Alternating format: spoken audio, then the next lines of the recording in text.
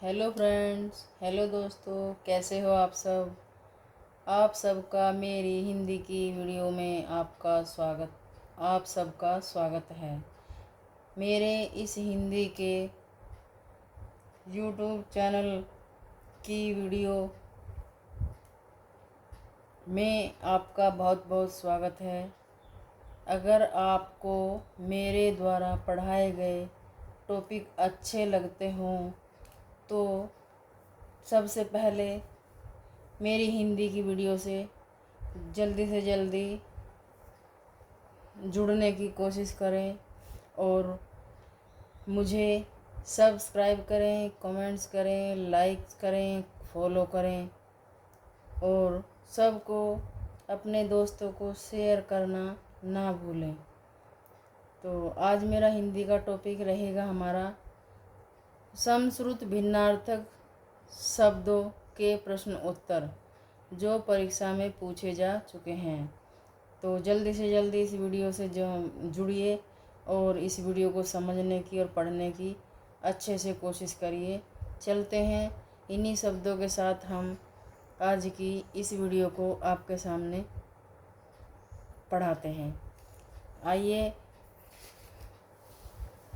समश्रुत, आप समश्रुत एक जैसे शब्द के एक जैसे दो शब्द हों, उनके अलग अलग अर्थ हों, उनको समश्रुत भिन्न भिन्न अर्थ शब्द के नाम से जानते हैं, उनको युग्म शब्द भी कहते हैं। ये सभी क्वेश्चन मैंने उसी तरह से बनाए हैं आपके लिए, ताकि आपको क्वेश्चन ढूंढने में दिक्कत ना हो और आपको समझने में अच्छे से आ जाए। इजी भाषा में मैंने ये क्वेश्चन आपके लिए बनाए हैं। इन सब को आप ध्यान से देखना, ये बहुत बार परीक्षाओं में पूछे जा चुके हैं।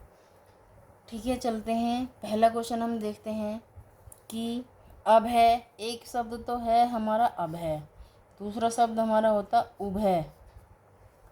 तो इसमें पूछा गया है कि शब्द युग्म का सही अर्थ क्या है। शब्द युग्म का, ये जो हमारा युग्म यानी जोड़ा, जो हमारा जोड़े के शब्द हैं, इनका सही अर्थ क्या क्या होगा इन दोनों शब्दों का। ठीक है, तो उभय अभय शब्द का तो हो जाएगा निर्भय। अभय अभय कहते बोला जाता है कि तुम बहुत निर्भय निडर हो चुके हो, तो ये भी निडर शब्द का दूसरा शब्द निर्भय भी होता है। तो अभय शब्द का हो जाएगा हमारा निर्भय शब्द, निर्भय अर्थ। उभय शब्द का हमारा हो जाएगा दोनों, उभय माने दोनों, उभय माने दोनों। तो इस तरह से ये शब्द युग्म के नाम से जाने जाते हैं। अलग अलग दो शब्द एक समान होते हुए भी उनके अर्थ अलग अलग होते हैं, उनको समश्रुत भिन्नार्थक शब्द कहते हैं। इसको शॉर्ट में हम युग्म शब्द भी कहते हैं। अगले क्वेश्चन पर आते हैं हम। अली अली, ये दो शब्द हैं, अली और अली। लिखने में थोड़ा अलग है, ताकि इस पे छोटी मात्रा लगी है, इस पे बड़ी मात्रा लगी है, दोनों का अर्थ अलग अलग हो गया। दिखने में एक जैसे ही लगे हुए हैं, तो इसका मतलब इसमें इस क्वेश्चन में पूछा गया है कि दोनों शब्दों का सही अर्थ क्या होगा। अब देखिए, अली, अली का मतलब हमारा भोरा होता है, अली का मतलब भोरा होता है। और सखी, अली का मतलब सखी होता है। अली जिसके ऊपर छोटी मात्रा लगी हुई है उसका अर्थ भोरा होता है, और बड़ी की मात्रा वाला अली सखी के रूप में जाना जाता है। यही इसका सही अर्थ होगा। अब देखते हैं हम अगला क्वेश्चन देखते हैं। अगर हम अपनी परीक्षा या अपने लक्ष्य तक पहुंचने के लिए सब बच्चे 12 घंटे में से 8 घंटे लगकर मेहनत करेंगे तो भी हमें परीक्षा फल की कोई चिंता नहीं है। अगर हम मेहनत करेंगे तो परीक्षा फल भी हमारा अच्छा ही आएगा। ऊपर वाला कहता है कि कर्म करो, फल की इच्छा मत करो। मेहनत करोगे तो फल भी मैं अवश्य ही दूंगा। ठीक है। इसके अतिरिक्त अगर हम इस क्वेश्चन को समझने की कोशिश करेंगे कि यह हमारा दिन शब्द है और ये हमारा दीन शब्द है। अब देखिए, बोलने में भी एक से ही लगते हैं और देखने में भी एक ही लगते हैं, लेकिन इसका सही अर्थ बताना बहुत मुश्किल हो जाएगा अगर आपको कहीं परीक्षा में दिख जाए। यदि आप सही से नहीं समझोगे तो आपको समझ में नहीं आएगा और ये आपका वहाँ क्वेश्चन जैसे आया क्वेश्चन में, क्वेश्चन बुक में, ऐसे ही आपका रखा रह जाएगा। तो इसलिए मेरा यही कहना है आप सब बच्चों से कि मेरी इस इवनिंग की क्लास को मिस मत करना।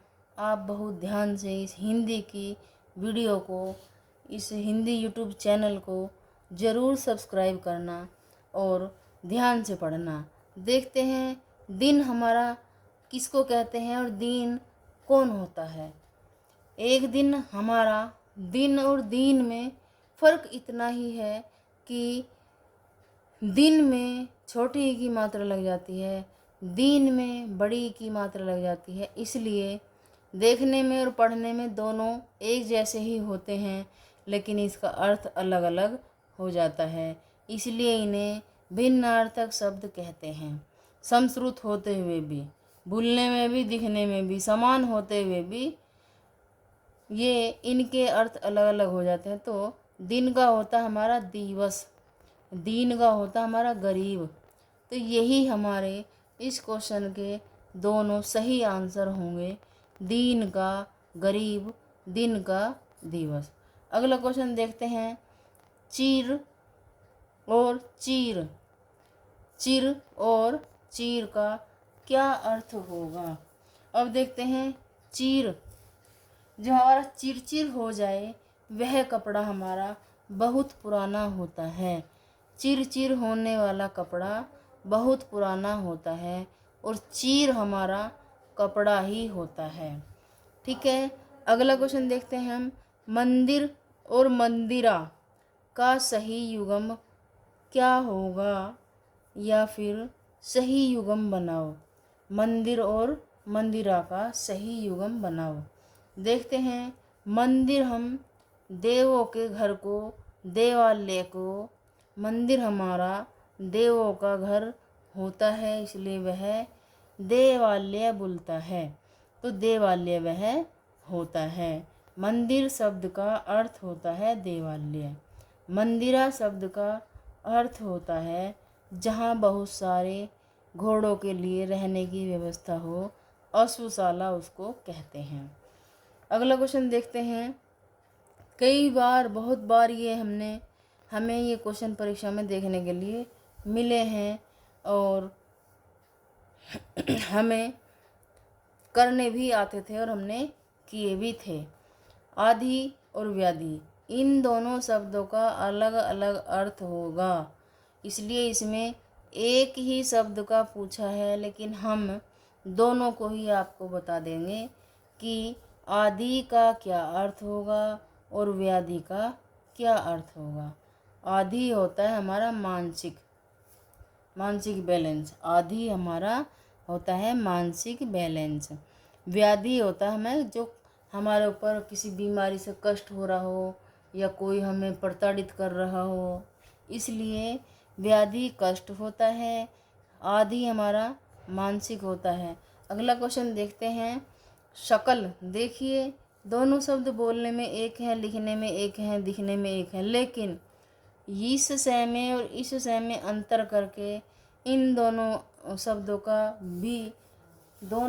का अर्थ भी अलग अलग हो जाएगा। तो इसमें पूछा है, शकल शब्द का अर्थ क्या होगा। तो देखते हैं, शकल हमारा होता है जो संपूर्ण जगत हमारा शकल हो जाएगा। शकल हमारा रंग रूप हो जाएगा, जो हमारा रूप होता है। फेस का कट जो होता है उसको हम रूप कहते हैं। यही हमारे दोनों शब्दों के अलग अलग अर्थ होते हैं। अगला क्वेश्चन देखते हैं, अनिल अनल शब्द युगम का सही अर्थ बताओ। एक तो हमारा अनिल नाम से जाना जाता है, एक हमारा अनल के नाम से जाना जाता है। बोलने में दिखने में एक है, लेकिन अर्थ तो अलग अलग हो गए, इसलिए ये शब्द युगम या भिन्नार्थक अर्थ के नाम से जाने जाते हैं। तो इसमें देखिए, अनिल, अनिल का पर्यायवाची क्या होता है? हवा। तो अनिल का अर्थ होता है हमारा हवा और अनल का अर्थ होता है हमारा आग। इस प्रकार अनिल अनल का शब्द युगम हवा और आग होता है। अगला क्वेश्चन देखते हैं, कुल। देखिए, कुल, कूल का सही अर्थ बताइए। अगर हमें आता है तो हम ज़रूर ही बताएंगे। अगर आपको एग्जाम में नहीं आएगा ये क्वेश्चन तो आप कुछ नहीं कर पाओगे, क्वेश्चन को देखने के बाद वापस आओगे। तो इसलिए ऐसा नहीं करना है, यहाँ गलत करना है, लेकिन पेपर में बिल्कुल सही करना है और सोच समझ के करना है, क्योंकि आपका मुकाबला कंपटीशन एग्ज़ाम में नेगेटिव मार्किंग के साथ होता है। तो इसलिए थोड़ा पढ़ो, मगर ध्यान से पढ़ो, समझते हुए पढ़ो। एक बार लिख कर देखो, 2 बार लिख कर देखो, जहाँ समझ ना आए वहाँ दोबारा पूछने की कोशिश करो। इसलिए जो पढ़ो अच्छा पढ़ो, थोड़ा पढ़ो अच्छा पढ़ो। देखिए, कुल हमारा होता है, इस कुल के भी हमारे 2 अर्थ हो जाएंगे। एक कुल का हमारा हो जाएगा जोड़, योग, जिसको कहते हैं मैथ के अंतर्गत हमारी 2 अंकों का योग कितना होगा। एक कुल हमारा हो जाएगा वंश, जैसे हमारे पापा, हमारे पापा के पापा, हमारे पापा के पापा के पापा। तो इसलिए यह हमारा वंश अर्थ हो जाएगा इसका, इस कुल का। ये कुल है, तो कुल हमारा होता है एक नदी का किनारा। नदी का किनारा कुल होता है। इस प्रकार कुल और कुल का सही अर्थ वंश और किनारा के सहारा हो जाएगा। अगला क्वेश्चन देखते हैं हम, उपेक्षा और अपेक्षा दोनों शब्द देखने में एक ही लग रहे होंगे, लेकिन इनका सही अर्थ बताना आसान नहीं होता। इसलिए अपेक्षा का अर्थ हमारा, जो हमारी रोज़ की आवश्यकताएं होती हैं उनको हम अपेक्षा कहते हैं। उपेक्षा, जब हम किसी को भला बुरा बोलते हैं या उसका निरादर करते हैं, भला बुरा बोलकर उसका निरादर करते हैं, तो हम उसकी उपेक्षा करते हैं। यही इन दोनों का अर्थ हो जाएगा। अगला क्वेश्चन देखते हैं, अम्बुज अम्बुद। अम्बुज अम्बुद अगर आपने पर्यायवाची शब्द में सुना होगा तो आप अवश्य ही इन क्वेश्चनों को ध्यान से समझ लेंगे और बहुत अच्छे से आप अपने एग्ज़ाम में इनको कर पाओगे। अम्बुज हमारा होता है कमल। अम्बुज आपने कई बार पढ़ा होगा, अम्बुज कमल के नाम से जाना जाता है। और अम्बुद, जो बादल होते हैं उनको हम बादल, पानी लिए हुए होते हैं उनको हम अम्बुद बोलते हैं। अम्बुद, जब बारिश होती है तो ये बादल का रूप धारण कर लेते हैं, इसलिए अम्बुद का अर्थ बादल होता है। अगला क्वेश्चन देखते हैं, यदा और कदा शब्द युगम का सही अर्थ क्या है। यदा कदा शब्द आपने महाभारत में सुना होगा, लेकिन उसके बाद उनका अर्थ भी आपने सुना होगा। यदा कदा शब्द युगम का सही अर्थ क्या होगा। तो यदा को हमने जब में बदल दिया। यदा का अर्थ जब होता है, कदा का अर्थ कब होता है। इसलिए बहुत ध्यान से यह मेरी वीडियो से आपको जुड़ना है और इन सब को ध्यान से पढ़ना भी होगा। अगला क्वेश्चन देखते हैं। नियत। देखिए, नियत और नियत बोलने में दोनों एक हैं, लेकिन दिखने में थोड़ा सा अंतर है और समझने में भी अंतर है। नियत और नियत शब्द युगम के सही अर्थ को बताइए। सही अर्थ पूछ लिया है। अब जब तक हमें इनका अर्थ का पता नहीं है तब तक हम सही कुछ भी नहीं कर पाने के। तो इसलिए नियत, एक नियत होती है हमारा इरादा। एक नियत होती है हमारी कि हमें ऐसी नियत बनानी है कि वह काम करना है तो हमें वह निश्चित तौर पर करना है। एक नियत का अर्थ होता है हमारा निश्चित, और एक नियत का अर्थ होता है हमारा इरादा। ठीक है बच्चों, अगला क्वेश्चन देखते हैं। देखिए, चर्म और चरम। चर्म और चरम का शब्द का समभिन्नार्थक क्या है? समभिन्नार्थक क्या है? एक से दिखने वाले शब्दों के अलग अलग अर्थ क्या होंगे? तो एक चर्म हमारी स्किन से संबंधित हो जाएगा, जिसको हम खाल कहते हैं, कि हमारी खाल बारीक बारीक गलने लगी है। एक चरम हमारा जब हम किसी कार्य को करने में सफल हो जाते हैं और हम अपनी पढ़ाई पूरी करने के बाद हम नौकरी पर लग जाते हैं, तो हमारी वह कौन सी सीमा होती है? वह हमारी चरम सीमा होती है। पढ़ाई का गोल पूरा करके हमें नौकरी भी मिल गई, तो एक चरम हमारा होता है अंतिम, हमारे लक्ष्य का अंतिम पड़ाव नौकरी होता है। तो इसलिए एक चरम का अर्थ खाल होता है, दूसरे चरम का हमारा अंतिम हो जाएगा चरम। अगला क्वेश्चन देखते हैं। एक संकर हमारा संकर है, एक संकर सही युग्म, दोनों शब्दों का सही युग्म क्या होगा?